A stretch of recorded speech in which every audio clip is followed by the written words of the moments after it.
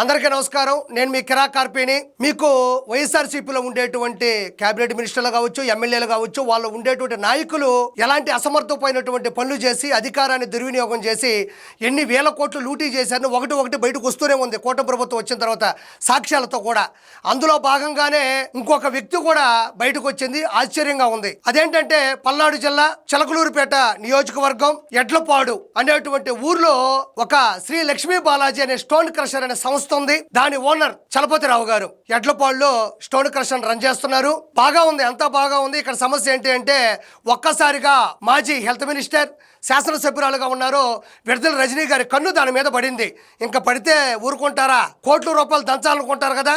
వెంటనే ఆవిడికి షాడో మంత్రి, షాడో ఎమ్మెల్యే అంటారు, ఆవిడ మరిది గోపిని మన చలపతిరావు గారి దగ్గర పంపించి నువ్వేం చేస్తావో తెలియదు, మా వదిన 5 కోట్ల రూపాయలు వసూలు చేసుకోరమ్మంది అని చెప్పేసి బ్లాక్మెయిల్ చేశారు. ఆయన ఆశ్చర్యపోయాడు.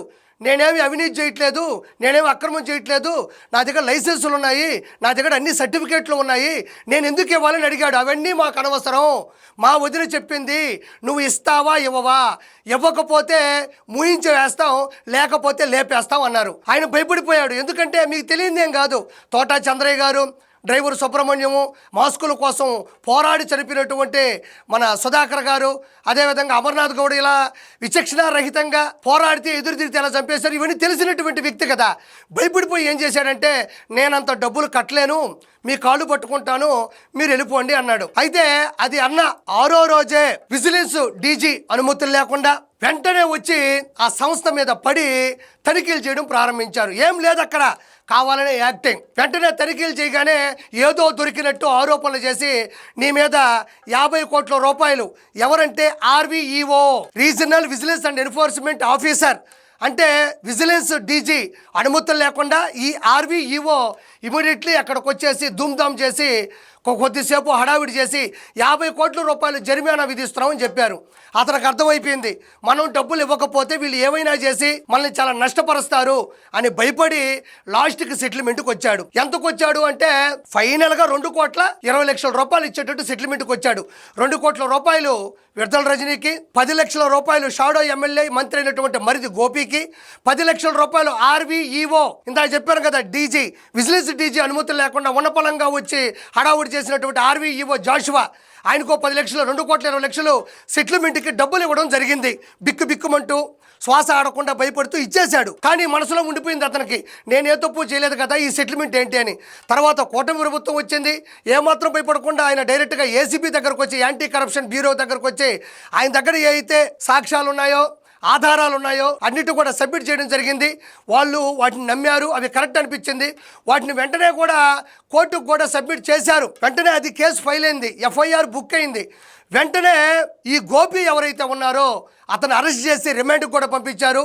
రిమాండ్ రిపోర్ట్లో కూడా అన్ని సాక్ష్యాలు కరెక్ట్గా ఉన్నాయి, 2,20,00,000 సంబంధించినటువంటి పూర్తి ఆధారాలు ఉన్నాయని కూడా అక్కడ రిమాండ్ రిపోర్ట్లో కూడా ఇవ్వడం కూడా జరిగింది. ముందుగా అరెస్ట్ అయిపోతాను భయపడినటువంటి విడుదల రజనీ మాత్రం ముందస్తు బెయిలు తెచ్చుకుందన్నమాట. అంటే ఇక్కడ మనం ఆలోచించాలి, ఇక్కడ ఓన్లీ ఒక్క చిలకలూరుపేట చలపతిరావు గారు మాత్రమే కాదు, ఎంతమంది సుబ్బారావులు ఉన్నారో, ఎంతమంది పుల్లారావులు ఉన్నారో, ఎంతమంది రావులు ఉన్నారో ఇప్పుడు తవ్వుతూ ఉంటే బయటకు వస్తూ ఉంది. ఇందులో భాగంగానే ఆవిడ PA రామకృష్ణ కూడా చాలా బాగా ఇందులో ఇన్వాల్వ్ అవ్వడం కూడా జరిగింది. అంటే ఆయన బాధ ఒక్కటే, నా తప్పులు లేవు, నేను సవ్య దిశలో వెళ్తున్నాను, నన్ను ఎందుకు ఇంత ఇబ్బంది పెట్టారని ఏసీబీని ఆయన ఆశ్రయించడం, వాళ్ళందరి మీద కూడా కేసులు ఫైల్ అవ్వడం కూడా జరిగింది. ఇక్కడ మనం ఆలోచించాల్సింది, విడుదల రజనీ హయాంలో ఆవిడ శాసనసభ్యురాలుగా ఉన్నప్పుడు, హెల్త్ మినిస్టర్గా ఉన్నప్పుడు చాలా దందాలు చేసింది. భూదందాలు, భూ కబ్జాలు, వైన్స్, మైన్స్, అదేవిధంగా మెడికల్ మాఫియా చేసింది, ఆక్రమణలు, అవినీతులు ఎన్నో కూడా చేసిందని కూడా చాలామంది ఆరోపిస్తూ ఉన్నారు. ఒక చలపతిరావు గారి విషయంలో మాత్రం ఇది ప్రూవ్ అయింది.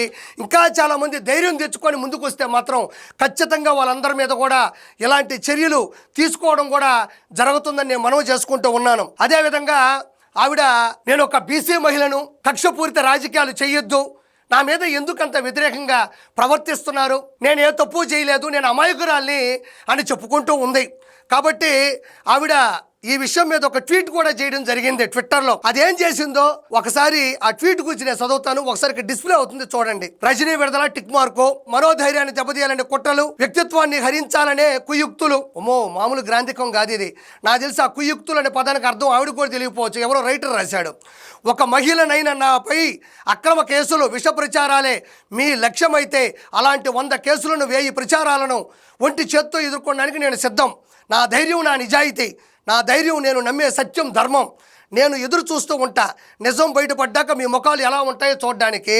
ఎక్కడ డైరెక్ట్ ఆయన ఏసీబీకి చెప్పడం, ఆవిడ ముందస్తు బిల్లు తెచ్చుకోవడం, ఎవడైతే మరిదున్నాడో గోపిని కూడా అరెస్ట్ చేయడం, రిమాండ్కు పంపించడం కూడా జరిగింది. ఇవన్నీ విత్ ప్రూఫ్లతో సహా జరిగినా కూడా ఈవిడికి ఏమాత్రం అమాయకురాల్లా నటిస్తూ నేను బీసీ మహిళని, నా మీద ఎందుకు కక్షపూరిత రాజకీయాలు చేస్తున్నా అని చెప్పేసి డ్రామాలు ఆడుతుంది, యాక్టింగ్ చేస్తుంది. నేను ఒకటే చెప్తున్నా, గుర్తుపెట్టుకోండి, మరిది గోపి అయినా, విడుదల రజనీ అయినా, పిఏ రామకృష్ణ అయినా, ఎవరైనా చట్టం నుంచి తప్పించుకోలేరు. చట్టం ఎవరికి చట్టం కాదు. నేను ఇప్పుడు ఆర్కే రోజాని నన్ను క్షమించమని మనస్ఫూర్తిగా కోరుకుంటున్నా. ఎందుకంటే నువ్వే అడ్డదిడ్డంగా 3,000 కోట్ల రూపాయలు సంపాదించావు అనుకుంటున్నా. కాదమ్మా, నిన్ను దాటి వెళ్ళిపోయింది చిలకలూరుపేట విడుదల రజనీ. ఒక్క విషయంలోనే 2,20,00,000 రూపాయలు తీసుకుందంటే అక్కడ ఎన్ని స్టోన్ క్రషర్లు ఉన్నాయి, ఎన్ని భూ కబ్జాలు ఉన్నాయి, ఎన్ని భూదందాలు ఉన్నాయి, ఎన్ని వైన్స్ ఉన్నాయి, ఎన్ని మైన్స్ ఉన్నాయి, ఎన్ని దౌర్భాగ్యాలు ఉన్నాయి, ఎన్ని ఆక్రమణలు ఉన్నాయి, ఎన్ని అవినీతులు ఉన్నాయి, మొత్తం కూడా బయటకు తీస్తే నిన్ను దాటిపోయేటువంటి శక్తి విడుదల రజనీకి ఉంది. మళ్ళీ నేను అమాయకురాల్ని, నాకేమీ తెలియదని యాక్టింగ్ చేస్తూ ఉంటుంది. వీళ్ళు మాత్రమే కాదు, అధికారులను అడ్డు పెట్టుకొని అధికార వ్యూహంతో, అధికార వ్యామోహంతో అధికారుల్ని అస్తవ్యస్తంగా అడ్డదిడ్డంగా వాడుతూ 151 ఎమ్మెల్యేలు కూడా ఇదే పనులు చేశారు. అందరూ బయటకు వస్తారు, ఖచ్చితంగా అందరూ కూడా జైలుకు వెళ్తారు. Thank you so much.